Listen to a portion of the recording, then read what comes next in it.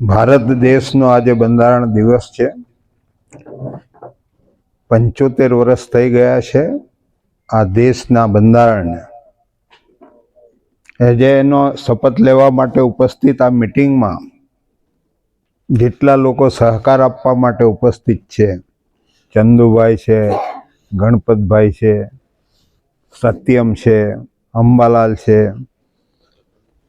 ચંપકભાઈ છે, દિલીપ છે, બચુભાઈ છે, અને ઉપસ્થિત ગામોની અંદરથી આવેલા આગેવાન ભાઈઓ. સંવિધાન એક એવો ગ્રંથ છે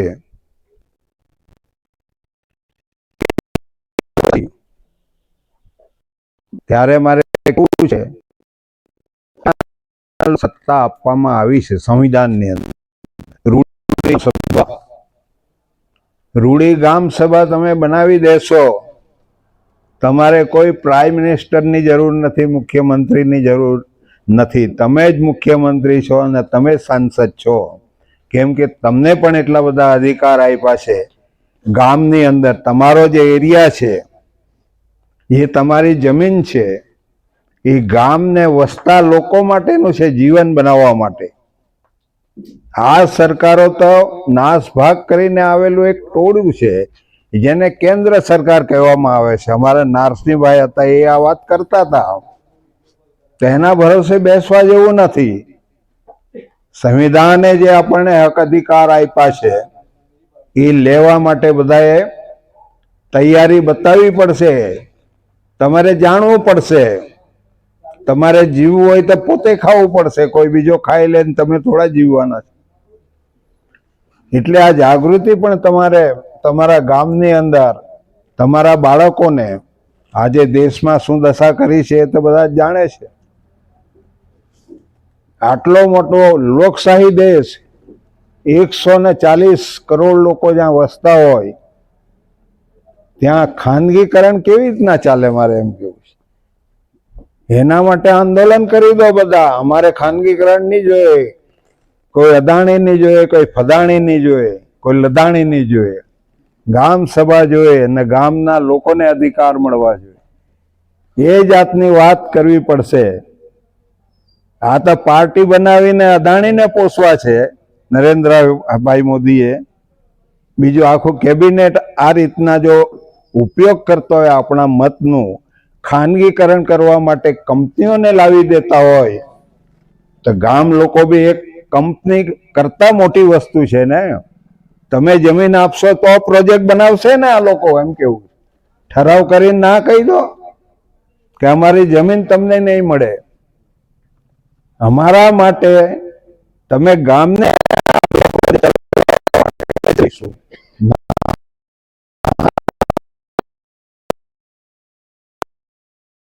ગુજરાત 26,000 કરોડ દર વર્ષે આપવામાં આવે છે.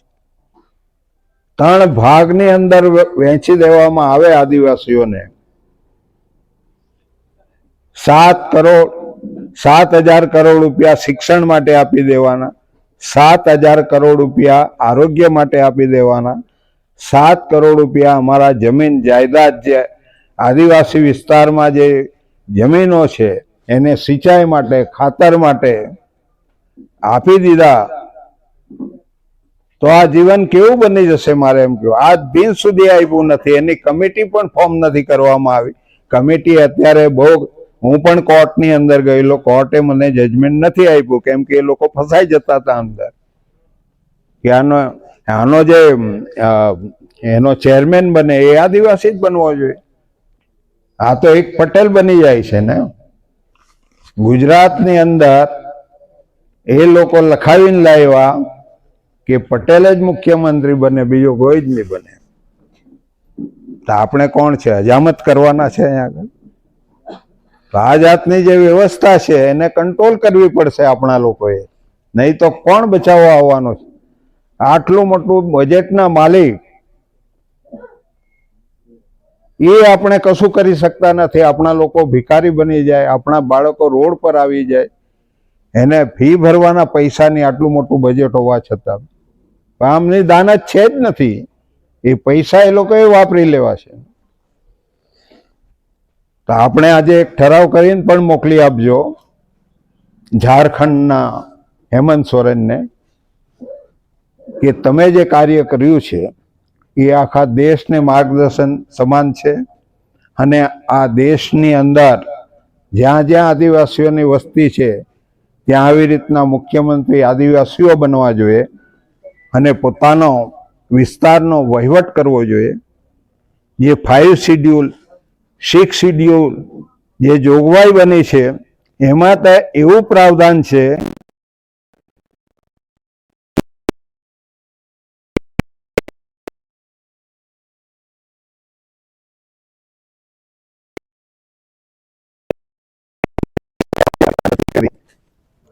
એમની દાનત એ છે કે આને ટ્રાઇબલને લૂંટો, એટલા માટે આ જોગવાઈ હોવા છતાં પણ આપી નથી. તો આ જોગવાઈ કરાવવા માટે પણ એક મોટું આંદોલન આપણા લોકોએ કરવું પડશે. બીજા લોકોને લાગણી હોય તો આને સપોર્ટ આપજો તમે, કેમ કે બીજા લોકો અહીં વસે છે એનું પણ જીવન અમારા બજેટ પર છે. ઓબીસી નું બી બજેટ નથી, પટેલનું બી કોઈ અલગ બજેટ નથી, વાણિયા બ્રાહ્મણનું કોઈ બજેટ નથી, આદિવાસી ને એસીનું બજેટ છે. તો બાકીના લોકોને હું કહેવા માંગુ છું કે તમારું બજેટ બી માગો ને, બજેટ કાર્ડ માગો બધા ભેગા થઈ કે વાર્ષિક અમારા માથા પર અમારા ડેવલપમેન્ટ માટે કેટલા પૈસા આપો છો. સરકાર બને છે આપણું શિક્ષણ આપવા માટે, આપણું જીવન બનાવવા માટે, નહીં કે અદાણી અંબાણીને આ દેશની જમીન વેચી ખાવાને, એને ખનિજ કાઢવા માટે તમારે એને હુકમ આપી દેવા. એ કેવી રીતના શક્ય બને? પણ આપણે જાગૃત નથી, એટલા માટે આ લોકો દબાણ કરીને આપણી આ જે વસ્તુઓ છે, જે આપણું જીવન છે, જે આપણી માલિકી છે, એને આ ખતમ કરવાની સાજિશ છે. તો આવી સરકારો આપણને જોઈતી નથી. સંવિધાન જે બન્યું છે, સંવિધાનનો ઇમ્પ્લિમેન્ટ કરવા માટે બધાએ તૈયાર રહેવું પડશે. લોકો જાણી ગયા છે એટલે સંવિધાન કોઈ માથે મૂકે છે નરેન્દ્રભાઈ મોદી, પણ એમાં કેટલા ભાગ છે એ તો બતાવ ભાઈ, ને એમાં શું જોગવાઈ છે એ વાત તો કર જરા, તો લોકોને ખબર પડે ને. ખાલી મૂકી દીધું ને કોંગ્રેસના નેતા રાહુલ ગાંધી હાથમાં પકડે છે કે આનાથી ચાલશે, દેશ આનાથી ચાલશે. પણ બતાવો તો ખરા તમે એમાં શું લખ્યું છે. આંદોલન તો કરો પાર્લામેન્ટની અંદર. તમારા લોકો કરાવો ત્યાં આગળ એક બિલ રજૂ કરો તમે કે સંવિધાન ઇમ્પ્લિમેન્ટ કરવા માટે આ બિલ અમે મૂકીએ છીએ. કેટલા વિરુદ્ધમાં છે ને કેટલા તરફેણમાં? બોલો ને, શા માટે નથી બોલતા? પણ આ દેશના લોકોને એમને વંચિત રાખવા છે, ગરીબ રાખવા છે, હંમેશા આ દેશ પર રાજ કરવું છે. એટલા માટે આર્થિક સદ્ધરવી એ લોકોએ આપણને બનાવવા નથી અને આપણા બાળકોને શિક્ષિત બી નથી બનાવવા. ખાનગીકરણ લાવી દીધું. એક પણ આદિવાસી છોકરો તમારો એન્જિનિયર નહીં બની શકે, ડોક્ટર નહીં બની શકે, આઈપીએસ આઈએસ નહીં બની શકે આ વસ્તુથી. એટલે એનો સખત વિરોધ કરો, એને નાબૂદ કરાવો. ને ગામે ગામથી રૂડી ગામ સભામાં ઠરાવ કરાવો કે આના અમે વિરોધી છે, એને ભગાવો. તો આ દેશનું ભલું થશે. શિક્ષણ વગર કંઈ બનવાનું નથી. શિક્ષિત બનાવો. શિક્ષણ હશે તો લૂંટારૂ લોકો તમારાથી દૂર રહેશે, તમારી સામે નજર પણ નહીં કરશે. એટલે એમને બરાબર ખબર છે આ લોકોને કે આ લોકોને શિક્ષિત નહીં બનાવવાના, આપણે લૂંટી નહીં શકીએ. તો આ જે પદ્ધતિ છે, આવા વિચારના જે લોકો છે આરએસએસ વાળા, એમણે સત્યમે જે વાત કરી 3% લોકો બધી જગ્યાએ ગોઠવાયા છે. આપણા જીવન પર એ લોકો બેઠા છે બધા. તો આપણે કેવી રીતના જીવવાના છે એટલું તો વિચારો. કે આપણે બી સંગઠિત થાવ, યુનાઇટેડ બનો, તમે ભેગા થાવ, એ મોટો પાવર છે તમારી પાસે. એ પાવર આપણે વાપરીએ તો એમની પાસે ક્યાંથી પાવર જવાનો છે? તે રોડ પર ફરતા થઈ જશે ને તમે જે દિવસ વોટ નહીં આપો. પાર્ટી શું કામની છે? ભાજપને વોટ નહીં મળે તો કમળનું એક પાંખિયું રહે ખરું? કમળ પર ઉડે ને ક્યાંનું ક્યાં ફેંકાઈ જાય ને. 3% લોકો કેવી રીતના ભારતના વડાપ્રધાન બની શકે? આ તો મજબૂર બનાવે, હિન્દુત્વ બનાવે, એનું ચલાવે. એટલે આ મેં બોર્ડ માર્યું છે સંવિધાનનું. બરોબર? સંવિધાન આ દેશનું માલિક છે, એટલે હિન્દુ રાષ્ટ્ર બોલતા બંધ થઈ જાય ના લોકો.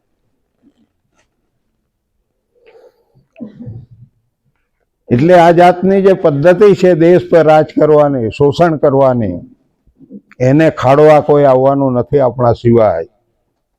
એટલે તૈયાર થઈ જાઓ, ગામ સભા બનાવી દો અને સંગઠિત થઈ જાઓ. બાબા સાહેબ આંબેડકરે કહ્યું છે, સંગઠિત થાવ, સંઘર્ષ કરો અને શિક્ષિત બનો. એ સૂત્ર લઈને પણ ચાલવું પડે. એમનું સૂત્ર જો અમલીકરણ કરાયું હોત તો પણ આ દેશના લોકોની આ દશા નહીં હોત. એ લોકોની દાન જ નથી, નહીં કરશે. પણ એમાં કેટલાક આપણા લોકોનો પણ વાંક છે. સત્તા માટે એમની સાથે દુશ્મનો સાથે જતા રહે છે, પૈસા માટે, થોડી લાલચ માટે. તેને કોણ બચાવશે આ પ્રજાને? મારે એમ કેવું છે, પ્રજાના નામે તમારે સીટ મેળવી લેવાની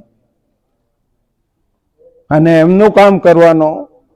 આ સમાજને કાં લૂંટવાનું છે તે તમારે બતાવી દેવાનું, લૂંટારૂ ટોળકીને. એટલા માટે વોટ આપવાના. એટલે આ બધી વસ્તુઓ ધ્યાનમાં લેવી પડશે, કઈ વસ્તુ આપણને ક્યાં નડે છે. આપણો દુશ્મન આપણને નડશે, એને પણ તમારે કહેવું પડશે કે ભાઈ બંધ કરી દે. તારા એકલાના પરિવાર નથી, આખો દેશ પરિવાર છે કે જીવવા વાળો.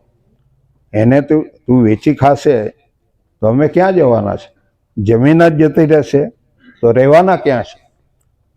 વિકાસના નામે લાવી દીધા કારખાના. કેટલા લોકો મરી જાય છે, કેટલું રોગ થાય છે, તમે જુઓ. આ તો એના મશીનો મૂકતા નથી, બાકી ખબર પડે રોજે રોજની મૂકવું જોઈએ ને. જે લોકોને ખબર નથી, પર્યાવરણ મંત્રી બની જાય. મુકેશ જીણા માલસામોટની અંદર સોસાયટી બનાવવાનું ઉદ્ઘાટન કરી દેવાનું. એ જંગલો કાપી કાઢશો તો ઓક્સિજન ક્યાંથી પેદા થવાનો? તમારા ક્યાંથી ઓક્સિજન આવશે? બીજે કોઈ જગ્યાએથી તો ઓક્સિજન પેદા થતો ને ઝાડમાંથી થાય છે, પાણીમાંથી થાય છે. એને ખતમ કરશો તો ઓક્સિજન ક્યાંથી આવવાનો? તો આ જાતની વ્યવસ્થા જે સરકારો બનીને કરે છે એની સામે બધાએ ઉઠી પડવા જેવું છે. બહુ સમય થઈ ગયો, 75 વર્ષ થઈ ગયા આઝાદીને. ક્યાં આઝાદી અમારા લોકોમાં આવી છે?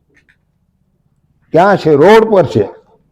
આ શેરડી કાપવા વાળા લોકોની હાલત શું છે જુઓ તમે. એના બાળકો ક્યાં ભણવાના છે? એની બી વ્યવસ્થા કરવી જોઈએ ને. સ્વિટ્ઝરલેન્ડ, ન્યુઝીલેન્ડ ની અંદર કોઈ માણસ આ સ્કૂલમાં છોકરું ભણતું હોય ને એના મા બાપ જો ત્યાં બીજે ગામમાં જાય મહેમાન, તો તે દિવસે બી પેલા છોકરાને પેલા સ્કૂલની અંદર એડમિશન આપી દેવાનું હોય છે. ને વિશેષ એના માટે જોગવાઈ કરવામાં આવે. એવી રીતના એ જોગવાઈ છે વિશેષ. પોતાનું બજેટ છે આદિવાસીનો સેપરેટ. અત્યારે આ સરકાર આ વિસ્તારોની અંદર સ્ટેટના રસ્તાની અંદર આ બધા પૈસા આપી દે. સ્ટેટના રસ્તામાં તો તમે આપો નોર્મલ ગ્રાન્ટમાંથી. અમારું ગ્રાન્ટ શું કરવા વાપરો છો? એને શિક્ષણ માટે આપો, આરોગ્ય માટે આપો. આ જાતનો ધંધો કરે છે ને. કેમ કે આમાં આપે તો આ લોકો જાગૃત થઈ જાય, આર્થિક સદ્ધર બની જાય. એ ઈચ્છતા નથી આ લોકો. તો આવી આ સરકારો છે. એટલા માટેની આ મીટિંગ આપણે આજે અહીં બોલાવી છે, શપથ લીધા છે. એને સમજો એક એક માણસની ફરજ છે, બધાએ જીવવાનું છે અહીંયા આગળ. તો આપણું જીવન ખતમ કરવા માટે પોલિસી આપણી જે છે જીવવાની એને ખતમ કરવા માટે બનેલી આ સરકારો, એને ભગાવો અહીંથી અને વખતો વખત મળીને આ સમસ્યા જે પેદા થાય છે એની ચર્ચા કરો, ગામ સભા બોલાવીને, ને એની સામે નીતિ નિયમ બનાવી દો કેવી રીતના લડવાનું છે. આ સુધારવાના છે નથી, આપણને લોકો એવી સારો જે છે એવી જે પાર્ટી બની છે એને જારો આપવાનો બહુ ફાઇન ગ્રંથ છે સંવિધાન. આને જો ઇમ્પ્લિમેન્ટ કરશો, કરાવશો તો જે આ પરિબળો છે એનું કંઈ ઉપજવાનો નથી આ દેશની અંદર. તો બધા તૈયાર છો તમે લડવા માટે, ગામ સભાઓ બનાવવા? સરસ, તો ફાઇન છે. તો આજે આટલી જ વાત કરીએ છીએ. આ ઇતિહાસ તો આપણો બહુ લાંબો છે, એને બેસો તો કલાકોના દિવસોના દિવસ નીકળી જાય એવું છે. પરંતુ આટલી વાત બી લઈને ચાલશું તો આ ઇતિહાસ આપણને સપોર્ટ આપશે અને બીજા પણ આ ઇતિહાસ જાણીને આ દેશને બહાર કાઢવા માટે, આવા જે પોલિસી બાજ ગંદા લોકો છે એને દૂર કરવા માટે બધા એક થાવ. જય ભારત, જય સંવિધાન.